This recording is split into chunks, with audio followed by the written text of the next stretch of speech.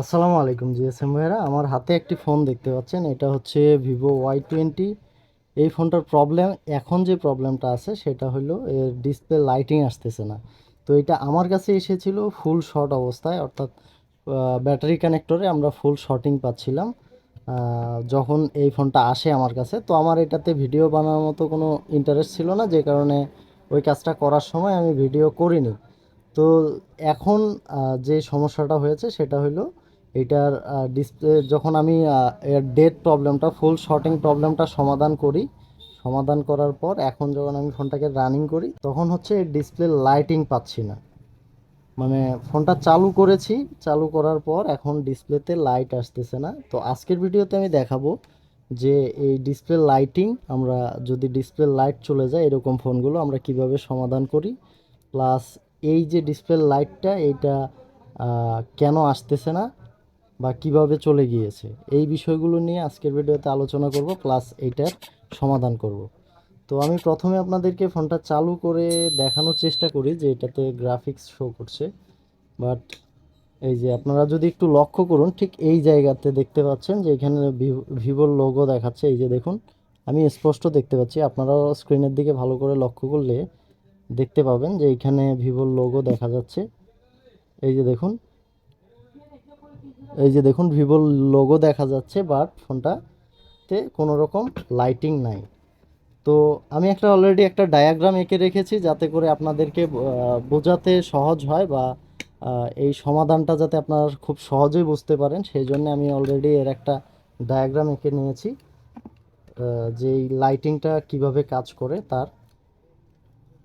তো অবশ্যই পুরো ভিডিওটা দেখার চেষ্টা করুন। আশা করছি যে এরকম ডিসপ্লে লাইটিং প্রবলেম যদি আপনাদের কাছে আসে তাহলে আপনারা 100%-এর সমাধান করে দিতে পারবেন।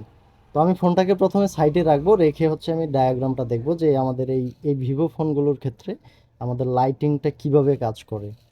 তো তার জন্য আমি খাতায় একটা এঁকে রেখেছি, আমি খাতাটাই নিচ্ছি। এই যে সেই আমি যে ডায়াগ্রামটা তৈরি করেছি এটা হলো এটা। আমি ফোনটাকে একটু সাইডে রেখে দিই, পুরো স্ক্রিনে আসতেছে না।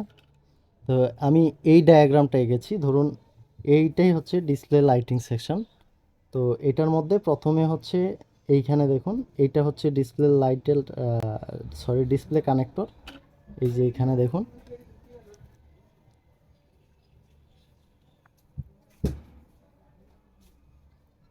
একটু লক্ষ্য করুন বন্ধুরা, ভিভো Y20। তো আমি এটার এই যে এইখানে যে কানেক্টরটা, এটা এই যে এই কানেক্টরটা, এটা ডিসপ্লে কানেক্টর, প্লাস এটা হচ্ছে ব্যাটারি কানেক্টর। তো আমরা বিষয়টা একটু বুঝে নেওয়ার চেষ্টা করি।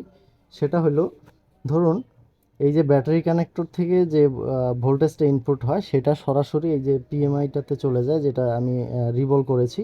এই দুইটাই আমি রিভল করেছি। তো এইটা হচ্ছে আমাদের প্রাইমারি লাইনটা হচ্ছে এইখানে সরাসরি ব্যাটারি কানেক্টর থেকে ক্যাপাসিটর, কয়েল, তারপর ডায়োড, এগুলোর মাধ্যমে চলে আসে হচ্ছে পিএমআইসিতে।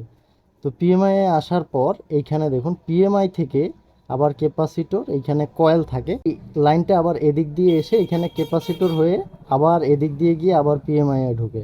তো পিএমআই এ ঢোকার মধ্যে তারপর এদিক থেকে দেখুন, পিএমআই এ ঢোকার মধ্যে আবার পিএমআই থেকে যে ভোল্টেজটা আসে সেটা এইদিকে একটা, এইখানে আবারও একটা রেজিস্টর বা এটা কয়েল, এই কয়েল হয়ে দেন হচ্ছে এই লাইটিং আইসিতে ঢোকে। এই যে লাইটিং আইসি, যেমন এইটাতে দেখুন, এই যে ব্যাটারি কানেক্টর থেকে এই পিএমআই আসে। আবার ধরুন এই যে এই কয়েল, এই যে বড় কয়েলটা হয়ে, এই যে বড় কয়েলটা এঁকেছি এখানে, এই বড় কয়েলটা, এই বড় কয়েলটা হয়ে দেন হচ্ছে আপনার এই যে লাইটিং আইসি, এই লাইটিং আইসিতে আসে, যেটার লেগ হচ্ছে 6টা। এই যে এখানে লাইটিং আইসিটা, দেন এই লাইটিং আইসি থেকে আবারও যে এর এনোড লাইনটা, অর্থাৎ এই যে এখানে এনোড লিখে রেখেছি, ডিসপ্লে পজিটিভ লাইন যেটা, অ্যানোড আর ক্যাথোড। তো অ্যানোড লাইনটা এদিকে আইসি থেকে এই যে বুস্ট কয়েলের মাধ্যমে, এই যে বুস্ট কয়েলটা আছে এইটার মাধ্যমে আহ, এই এদিক দিয়ে লাইনটা গিয়ে দেন হচ্ছে এখানে ডায়োড আছে, এই যে দেখুন এখানে একটা ডায়োড দেওয়া আছে, এই ডায়োডের মাধ্যমে দেন হচ্ছে এদিক দিয়ে এসে এখানে আরেকটা কয়েল, এটা কিন্তু এল মানে এল চিহ্ন কয়েলের সিম্বল হিসেবে ইউজ করা হয়েছে। তো এই কয়েল হয়ে দেন হচ্ছে আপনার এদিকে এসে এইখানে ডিসপ্লের যে দ্বিতীয় লাইন, সরি এইখানে আমি প্রথম লাইনে এঁকে দিয়েছি, তো এটা ডিসপ্লের দ্বিতীয় লাইনে হবে। এই যে ডিসপ্লের দ্বিতীয় লাইনটা হচ্ছে আমাদের অ্যানোড লাইন হবে। ডিসপ্লের যে দ্বিতীয় লাইন, এই দ্বিতীয় লাইনে আমাদের অ্যানোড লাইনটা এসে সংযোগ পাবে, দেন হচ্ছে আমাদের লাইটিংটা জ্বলবে। তো আমরা এইখানে দুইটা জিনিস মেপে দেখব, সেটা হলো এইখানে আমরা মাল্টিমিটারটাকে ডায়োড রেঞ্জে রেখে দেখব যে এইখানে যে আমাদের অ্যানোড লাইন অর্থাৎ এলসিডি কানেক্টরের যে দ্বিতীয় লাইনটা, সেইটাতে আমরা মান পাচ্ছি কিনা এটা দেখব, দেন হচ্ছে ভোল্টেজ পাচ্ছি কিনা, এই দুইটা জিনিস দেখব। দেখার পর আমরা অন্য কাজ করব। তো আমি আগে মোবাইলটাকে কুল টেস্টিং করে নেব। আমি মাল্টিমিটারটাকে নিয়ে নেই।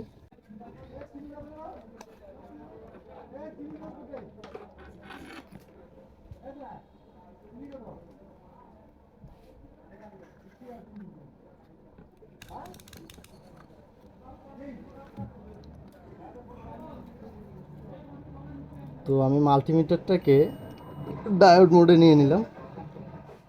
ডায়োড মোডে নেওয়ার পর আমরা যেটা প্রথমেই চেক করব সেটা হলো যে আমাদের ডিসপ্লের যে দ্বিতীয় লাইন অর্থাৎ ডিসপ্লে কানেক্টরের, এই যে এখানে যেটা দেখিয়েছিলাম, এই ডিসপ্লে কানেক্টরের যে অ্যানোড লাইনটা সেটাতে মান আছে কিনা। তো অ্যানোড লাইন হচ্ছে ডিসপ্লের যে দ্বিতীয় লাইনটা, ডিসপ্লে কানেক্টরের যে দ্বিতীয় লাইনটা, সেটা হচ্ছে আমাদের অ্যানোড লাইন। তো আমরা দ্বিতীয় লাইনটাকে চেক করব। তার জন্য আমি রেডটাকে এখানে গ্রাউন্ডের সাথে সংযোগ করে নিলাম। গ্রাউন্ডের সাথে সংযোগ করার পর আমি দ্বিতীয়টাতে ধরবো। তো লক্ষ্য করুন বন্ধুরা, এইখানে দ্বিতীয় লাইনটা যেটা আছে অর্থাৎ যেটা অ্যানোড লাইন, অ্যানোড লাইনে কিন্তু কোনো মান পাচ্ছি না। আবার আমরা যদি উপরেরটাতে ধরি, যেটা ক্যাথোড লাইনটা দেখুন, ক্যাথোড উপরেরটা অর্থাৎ এই যে এইখানে যে ক্যাথোড লাইন আছে, এই দুইটাই কিন্তু ক্যাথোড লাইন। এই যে দেখুন এখানে দুইটা টান দিয়েছি, যে এই দুইটাই কিন্তু ক্যাথোড লাইন। তো এই দুইটাতে কিন্তু আমরা পাচ্ছি, বিপ পাচ্ছি, অর্থাৎ এইখানে আমাদের লাইন আছে, দেখতেই পাচ্ছেন এইটা ঠিক আছে। বাট আমাদের ডিসপ্লের যে অ্যানোড লাইন, আমি ব্যাটারিটা সরিয়ে নিই তাহলে আপনাদের দেখাইতে সুবিধা হবে। এইখানে দেখুন এই যে অ্যানোড লাইনে যখন ধরছি, আমি মাল্টিমিটারটাকে সামনে নিয়ে আসি, এই অ্যানোড লাইনে যখন আমরা ধরছি দেখুন কোনো রকম মান পাচ্ছি না, কোনো রকম মান পাচ্ছি না, যে কারণেই হচ্ছে আমাদের ডিসপ্লে লাইটিংটা আসতেছে না। আমরা এবার যেটা করব, আমরা হচ্ছে এইখানে যে বড় কয়েলটা আছে, এর পাশে যে ডায়োড আছে, এই ডায়োড থেকে এইখানে যে এল লেখা আছে এই কয়েল, এইখানে পর্যন্ত দেখব যে কোনো রকম ভোল্টেজ আসতেছে কিনা, এই পাশ থেকে চেক করে যাব। অথবা আমরা আরেকটা জিনিস করতে পারি, সেটা হলো আমরা এই দ্বিতীয় লাইনটাতে ধরে দেন এদিকে দেখব যে আমাদের কত দূর পর্যন্ত লাইন আছে।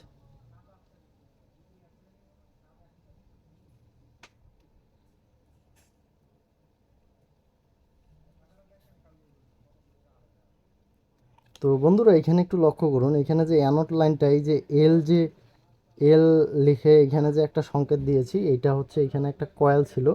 আমি আপনাদেরকে কাছ থেকে দেখানোর চেষ্টা করি। এই যে এই জায়গায় একটা কয়েল ছিল, যেটা হচ্ছে এই যে এই টিনটা ওঠানোর সময় এইখান থেকে সম্ভবত সরিয়ে ফেলেছে, যে কারণে আমরা এইখান থেকে এই সংযোগটা এই পর্যন্ত পাচ্ছি না। এই যে এইখানে যে ক্যাপাসিটর আছে, এই ক্যাপাসিটর হয়ে কিন্তু আমাদের লাইনটা এদিকে আসছে। ক্যাপাসিটরের এক পাশে আমাদের যে এই যে এইখানে সরি যে ডায়োড, এটা ডায়োড হবে না, এটা ক্যাপাসিটর হবে। এই ক্যাপাসিটরের এক প্রান্ত হয়েই কিন্তু আমাদের এই লাইনটা এসেছে। যে তো এই লাইনটা হচ্ছে এইখান থেকে আমাদের মিসিং। তো আমরা আরেকবার চেক করে নিই যে এটা কোথা থেকে মিসিং, তারপর আমি আপনাদেরকে বিস্তারিত জানাচ্ছি।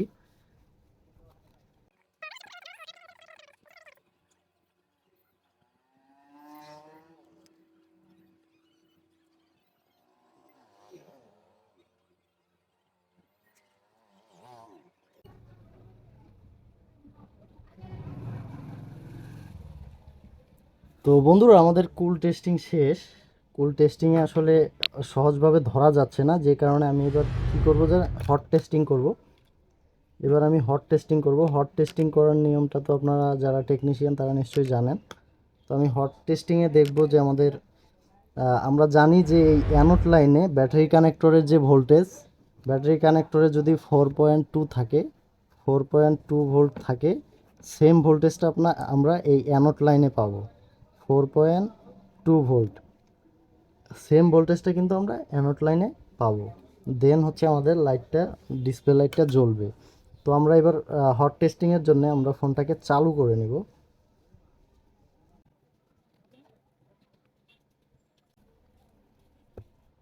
তো আমাদের ফোনটা কিন্তু চালু হয়ে গেল। এবার আমরা যেটা করব, হট টেস্টিং করার জন্য আমরা ভোল্টেজ রেঞ্জে নিয়ে নেব ফোনটাকে, সরি মাল্টিমিটারটাকে।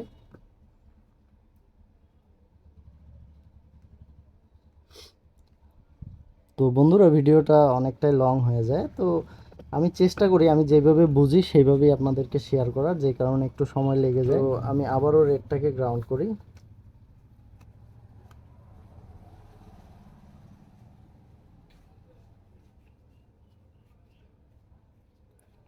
তো দেখুন বন্ধুরা, আমি যখন রেডটাকে গ্রাউন্ড করে এখানে ধরছি,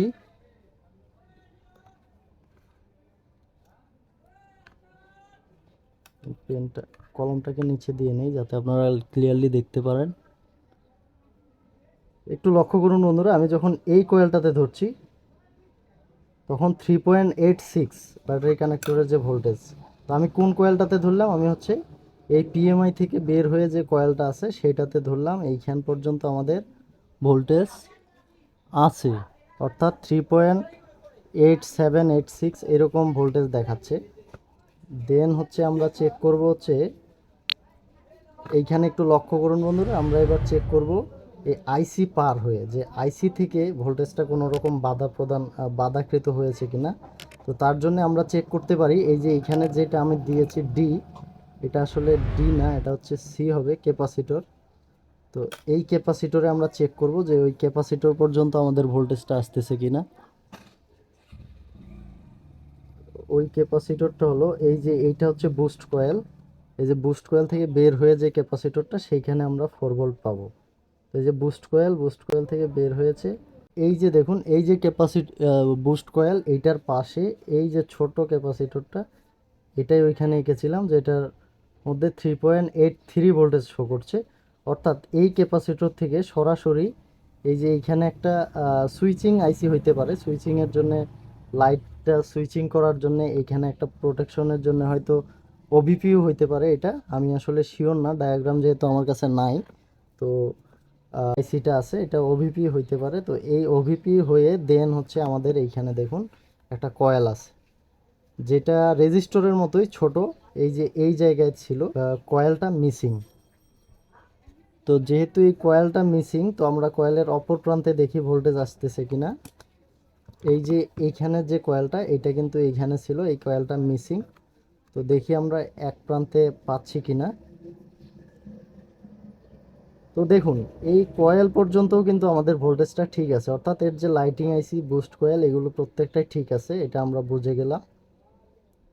3.81 ভোল্ট পাচ্ছি। এবার আমরা দেখি লাইটিং আইসির দ্বিতীয় লাইনটাতে আমরা কোনো রকম ভোল্টেজ পাচ্ছি কিনা। তো দেখুন, লাইটিং আইসির যে দ্বিতীয় লাইনটা, সেটাতে আমরা কোনো ভোল্টেজ পাচ্ছি না। আমি একটু ক্লিয়ারলি দেখানোর চেষ্টা করি। এই যে দেখুন, এইখানে কিন্তু কোনো রকম ভোল্টেজ পাচ্ছি না, অর্থাৎ ভোল্টেজটা এই পর্যন্ত ঠিকঠাক আসতেছে, বাট এইখানে ভোল্টেজটা আসতে পারতেছে না। তো এইটার কারণ হচ্ছে, এই যে এইখানে লক্ষ্য করুন, এটার যে টিনটা, এইরকম যে টিনটা ছিল, সেটা তোলার সময় হচ্ছে হয়তো টুইজার দিয়ে করার সময় এই যে এইখান থেকে কয়েলটা উঠে গিয়েছে।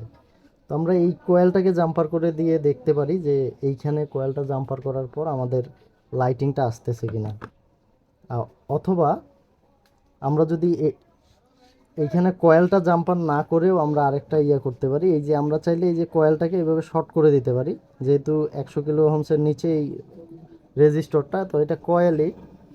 তো এইটাকে আমরা এখানে জাম্পার করে দিতে পারি, অথবা আমরা এখান থেকে তুলে এনে এই অ্যানোড লাইনটাকে এই দ্বিতীয় লাইনে আমরা জাম্পার করে দিতে পারি। তো আমরা একবারে কাজ করব, সেজন্য আমি যেহেতু এইখানে দেখতেছি আরও কিছু কম্পোনেন্ট মিসিং, এখানে একটু লক্ষ্য করুন, এখানে আরও কিছু কম্পোনেন্ট মিসিং মনে হচ্ছে আমার, এই যে এইখানে।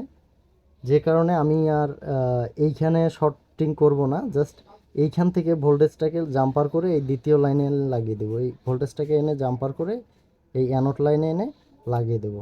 তো আমি জাম্পার করে আপনাদেরকে দেখাচ্ছি যে আমাদের কাজটা হচ্ছে কিনা। তো জাম্পার করার আগে অবশ্যই ব্যাটারিটা খুলে নেবেন।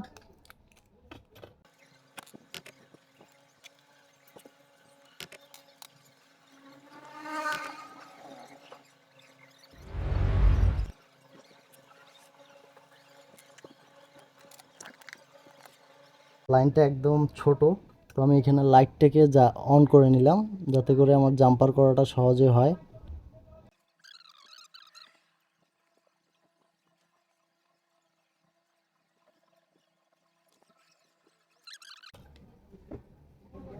তো ক্লিন করে নেওয়ার পর এবার আমি আবারও ব্যাটারিটা এখানে কানেক্ট করব। ব্যাটারি কানেক্ট করে ফোনটাকে চালু করব।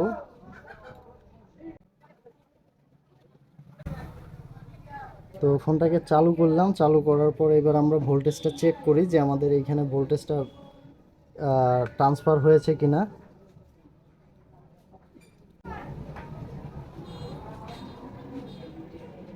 তো বন্ধুরা লক্ষ্য করুন, এবার কিন্তু আমাদের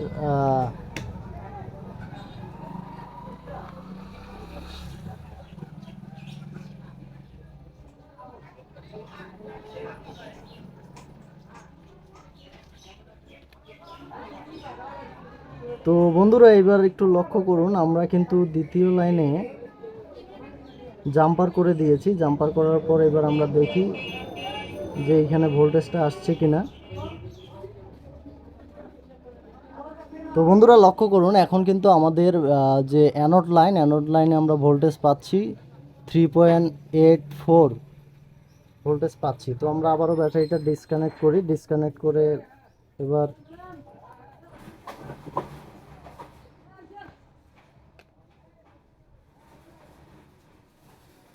এবার আমি রিবনটা লাগিয়ে নিলাম। রিবনটা লাগার পর এবার চালু করে দেখি।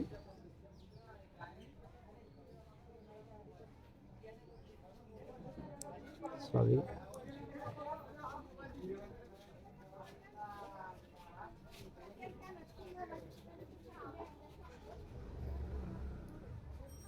তো বন্ধুরা দেখতেই পাচ্ছেন, আলহামদুলিল্লাহ আমাদের যে সমস্যাটা ছিল সেটার কিন্তু সমাধান হয়ে গিয়েছে। ভিভো লেখা চলে আসছে। তো আমরা একটু অপেক্ষা করব এই কারণে যে এটা হচ্ছে লাইটিংটা ডাইরেক্ট হয়েছে কি বা হয়েছে কিনা বা শর্টিং হয়েছে কিনা, যে কারণে অনেক সময় ডাইরেক্ট লাইট জ্বলে থাকে। আলোটা কম বেশি হচ্ছে কিনা সেটাও আমরা একটু চেক করে নেব। তো বন্ধুরা দেখতেই পাচ্ছেন আমাদের ফোনটাতে কিন্তু ডিসপ্লে চলে এসেছে, ডিসপ্লে লাইট চলে এসেছে, প্লাস ডিসপ্লের আলো চলে এসেছে। তো আমরা আলোটা কমাই, দেখতেই পাচ্ছেন আলোটা কমে গেল, আবার আলো বাড়ছে। তার মানে আমাদের কোনো রকম লাইটিংয়ের লাইন শর্টিং হয়নি। তো বন্ধুরা এই ছিল আজকের ভিডিও। আর এরকমই মোবাইল সার্ভিসিংয়ের নিত্য নতুন ভিডিও পাওয়ার জন্য অবশ্যই আমার চ্যানেলটা সাবস্ক্রাইব করে পাশে থাকবেন। আর এই ভিডিওটা ভালো লাগলে অবশ্যই কমেন্টস করে জানাতে পারেন। তো ধন্যবাদ এতক্ষণ ধরে ভিডিওটার সাথে থাকার জন্য। আরও একটা নতুন ভিডিওতে আপনাদের সাথে দেখা হবে। আসসালামু আলাইকুম।